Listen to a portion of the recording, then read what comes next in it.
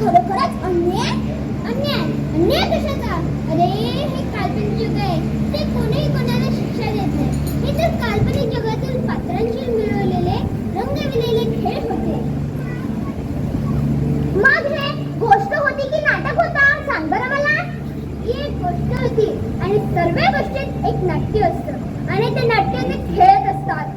किती छानच सगळं, किती मस्त होतं. पण काय रे, आपल्या जगापेक्षा एक सुंदर दुसरं जग आहे का? कोणतं आहे का सुंदर दुसरं जग? नाही. विक्रम, किती अज्ञानी आहेस तू. म्हणजे तुला काय म्हणायचंय सांग ना. आपल्या जगापेक्षा एक सुंदर जग आहे. आपल्या जगापेक्षा एक सुंदर जग आहे. It is impossible. Nothing is impossible in the world because impossible says I am possible. असं कोणतं तरी विचारवंतांनी म्हटले आहे. हे महान विचारवंत जगाचा. विक्रम, किती अज्ञानी आहेस तू. अगदी ढ आहेस, ढ. ही काय भानगड आहे? ढ म्हणजे तू अभ्यास करत नाही म्हणून तू ढ. आणि तुला कोणीही ज्ञान देत असेल तर तू त्याच्याकडे लक्षच देत नसेल. आणि तुझी प्रगती कशी मग? आणि प्रगती नाही झाली तर तू विचार कसला? तू तर अगदी ढ आहेस, ढ. बस पुरे झाला. एकदा गोष्ट मी सांगितली, प्रश्न मी विचारायला हवा.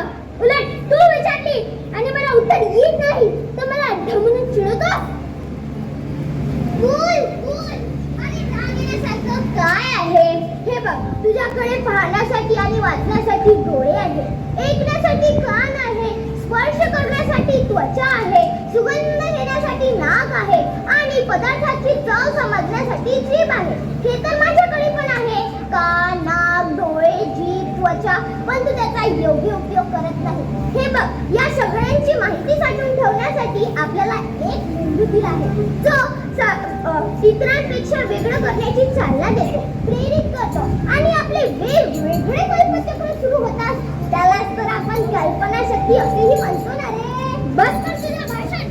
काय फालतूची बडबड करतो आणि दुसऱ्यांचे डोकं आउट करतो. हल्लीच्या पिढीला काही चांगलं ज्ञान देण्याचा प्रयत्न केला ना तर त्यांना ती फालतूची बडबड वाटते. बस पुरे झाला. तुझ्या बडबडीमध्ये मी तुला प्रश्न विचारायचाच विसरून गेलो.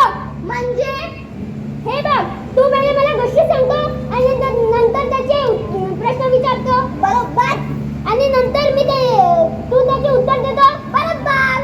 मग आता मी तुला प्रश्न विचारायला हवा कारण गोष्ट मी सांगितली. अरे वीक म्हणजे कमजोर. मला त्या अर्थाने नव्हते म्हणायचे. मग कोणत्या अर्थाने तुला मला वीक म्हणायचे होते? हे बघ, WEK वीक म्हणजे कमजोर आणि VIK वीक मी असं तुला म्हणालो. म्हणजे विक्रमचा शॉर्ट फॉर्म. वाह, काय शॉर्ट फॉर्म केला. पण बेटा, जर तू माझ्या नावाचा जर विकी केला असता तर किती छान झालं असतं. अरे पण ते कॉमन झालं असतं. म्हणजे हे बघ, पृथ्वीवर बुद्धिजीवी नावाचा प्राणी आहे. त्याने वेगवेगळे तंत्र विकसित केले आहे आणि आपल्या नावाचा शॉर्ट फॉर्म पण केला आहे.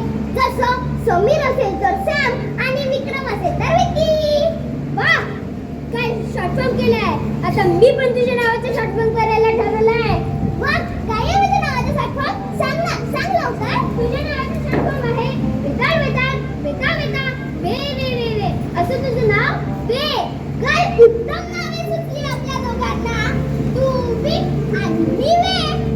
मी वीक, हा वे. आमच्या दोघांची मैत्री आहे छान छान छान. आहे छान छान छान.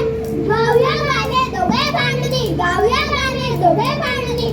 आमचे नाव आहे जन्मोजन्मी. झाले आमचे विचार एक, रूप दोन, नाणी एक. कशी काय ना मग तुम्ही आमची सांगा. गोष्ट कधी आमची आहे का? मी